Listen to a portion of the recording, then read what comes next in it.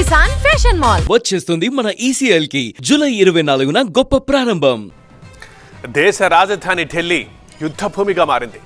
NEET UG paper leakage సెగ parliament వర్షాకాల సమావేశాల తొలి రోజే కేంద్ర ప్రభుత్వాన్ని కుదిపేసింది. కాక్రోచ్ జనతా పార్టీ పిలుపునిచ్చిన సంసద్ చలో మార్చ్ హింసాత్మకంగా మారింది. మరోవైపు CJP ప్రతినిధులతో చర్చలు జరిపింది కేంద్రం. నీట్ అక్రమాలపై దేశవ్యాప్తంగా రగులుతున్న ఆగ్రహాన్ని పార్లమెంటు ముంగిట ఉంచేందుకు వేలాది మంది CJP మద్దతుదారులు జంతర్ మంతర్ వద్దకు చేరారు. వీటిని అడ్డుకునేందుకు ఢిల్లీ పోలీసులు కిలోమీటర్ దూరం నుంచే 4 అంచెల బ్యారికేడ్లను, అల్లర్ల నియంత్రణ రాయిట్ వాహనాలను, వాటర్ క్యాన్లను మోహరించారు.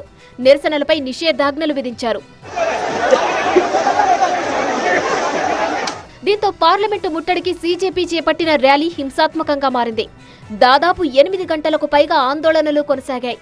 ఈ ఇన్సిడెంట్లో 50 మంది పోలీసులకు గాయాలయ్యాయి. దీంతో CJP కార్యకర్తలపై FIR నమోదు చేయనున్నారు పోలీసులు. అటు ఈ ఘర్షణల్లో 12 మంది బాలికలతో సహా వందలాది మంది విద్యార్థులు గాయపడగా కొందరు సొమ్మసిల్లి పడిపోయారంటూ CJP ఆరోపించింది. ఈ మొత్తం ఆందోళనకు కేంద్ర బిందువు పర్యావరణవేత్త సోనం వాంగ్చుక్. నీట్ లీకేజీకి నిరసనగా జూన్ 28న ఆయన ప్రారంభించిన నిరాహార దీక్ష 23వ రోజుకు చేరింది. శనివారమే ఆయన దీక్షను భగ్నం చేసిన పోలీసులు సఫ్దర్జంగ్ ఆసుపత్రికి తరలించారు.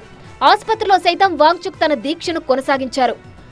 వాంగ్చుక్ భార్య గీతాంజలి ఆంగ్మో స్వయంగా రంగంలోకి దిగి పార్లమెంటు మార్చుకు నాయకత్వం వహించారు. ఈ క్రమంలో గీతాంజలిని పోలీసులు జుట్టు పట్టుకుని లాక్కెళ్లారని CJP తీవ్ర ఆరోపణలు చేసింది.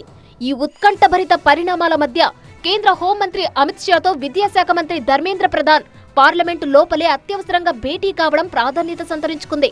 ఆ వెంటనే మరో కేంద్ర మంత్రి పీయూష్ గోయల్తోనూ ధర్మేంద్ర ప్రధాన్ సమావేశమయ్యారు. పరిస్థితి తీవ్రతను గమనించిన కేంద్ర ఆరోగ్య శాఖ మంత్రి JP నడ్డా రంగంలోకి దిగారు. దీంతో చర్చల కోసం CJP ప్రతినిధులు సౌరవ్ దాస్, అశుతోష్ రాంకాను పిలిపించుకున్నారు. అయితే 10 నిమిషాల పాటు జరిగిన ఈ భేటీలో CJP 3 ప్రధాన డిమాండ్లను మంత్రి JP నడ్డా ముందు ఉంచింది. సోనం వాంగ్చుక్ విడుదల, లీకేజీలకు బాధ్యత వహిస్తూ ధర్మేంద్ర ప్రధాన్ రాజీనామా, నీట్ రద్దు వల్ల ఆత్మహత్య చేసుకున్న విద్యార్థుల కుటుంబాలకు ₹1 కోటి చొప్పున ఎక్స్ గ్రేషియా ఇవ్వాలంటూ 3 డిమాండ్లు పెట్టారు. కాకపోతే కేంద్రం నుంచి హామీ రావడంతో కాక్రోచ్ జనతా పార్టీ వ్యవస్థాపకుడు అభిజిత్ దీప్కే దీక్ష విరమించారు.